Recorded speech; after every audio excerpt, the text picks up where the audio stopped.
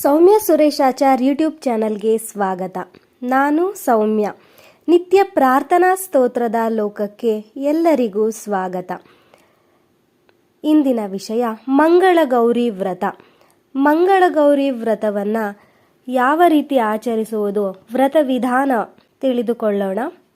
ಈ ವ್ರತವನ್ನು ಮದುವೆಯಾದ ಹೆಣ್ಣು ಮದುವೆಯಾದ ವರ್ಷ ಮೊದಲುಗೊಂಡು 5 ವರ್ಷಗಳ ಕಾಲ ಪ್ರತಿ ಶ್ರಾವಣ ಮಾಸದ ಮಂಗಳವಾರದಂದು ಮಾಡಬೇಕು.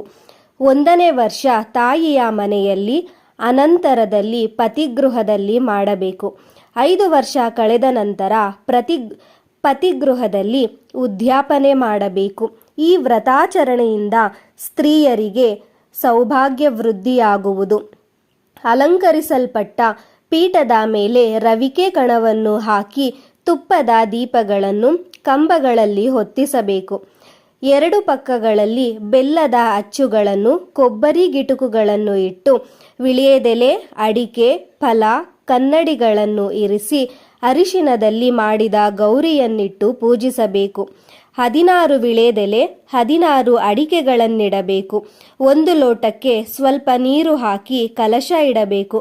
ಮತ್ತೊಂದು ತಂಬಿಗೆಯೊಳಗೆ ಎಳ್ಳುಂಡೆ, ತಂಬಿಟ್ಟು ಹಾಕಿ ಅದರ ಮೇಲೊಂದು ಕಣವನ್ನಿಡಬೇಕು. ಹಿಟ್ಟಿನಿಂದ ಮಾಡಿದ 16 ದೀಪಗಳನ್ನು ಕಥಾಶ್ರವಣದ ಸಮಯದಲ್ಲಿ ಹೊತ್ತಿಸಿ ಬೆಳಗಿ ಕಾಡಿಗೆ ಹಿಡಿಯುತ್ತಾ ಕಥೆಯನ್ನು ಕೇಳಬೇಕು. 16 ದೀಪಗಳ ಜೊತೆ 5 ಲಡ್ಡುಗೆಗಳನ್ನು, ಕಾಡಿಗೆಗಳನ್ನು ಹಚ್ಚಿಕೊಳ್ಳಬೇಕು. ದೀಪಗಳನ್ನು, ಲಡ್ಡುಗೆಗಳನ್ನು, ಕಾಡಿಗೆಗಳನ್ನು ಸುವಾಸಿನಿಯರಿಗೆ ಕೊಡಬೇಕು.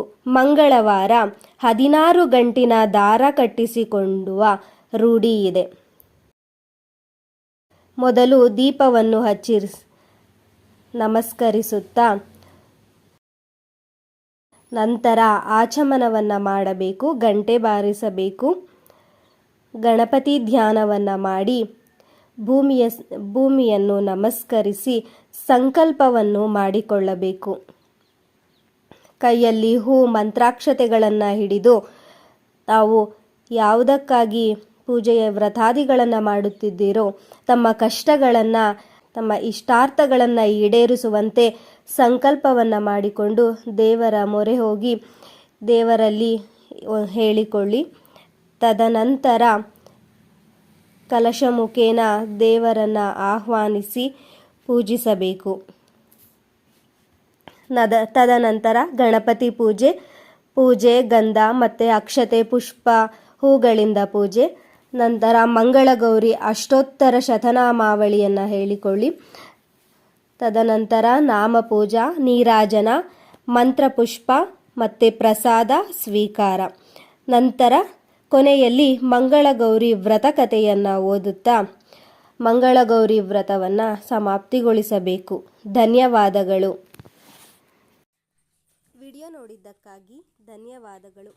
ಎಲ್ಲರಿಗೂ ಮಂಗಳಗೌರಿ ಅಮ್ಮನವರು ಆಯುಷು, ಆರೋಗ್ಯ, ಸಂಪತ್ತನ್ನು ಕೊಟ್ಟು ಕಾಪಾಡಲಿ ಎಂದು ದೇವಿಯಲ್ಲಿ ಪ್ರಾರ್ಥಿಸೋಣ. ವಿಡಿಯೋ ನೋಡಿದ್ದಕ್ಕಾಗಿ ಧನ್ಯವಾದಗಳು. Thank you for watching. ನನ್ನ ವಿಡಿಯೋ ನಿಮಗೆ ಇಷ್ಟವಾದಲ್ಲಿ ಲೈಕ್ ಮಾಡಿ, ಶೇರ್ ಮಾಡಿ ಹಾಗೂ ಹೆಚ್ಚಿನ ವಿಡಿಯೋಗಳಿಗಾಗಿ ನಮ್ಮ ಚಾನಲನ್ನು ಸಬ್ಸ್ಕ್ರೈಬ್ ಮಾಡಿಕೊಳ್ಳಿ. Thank you.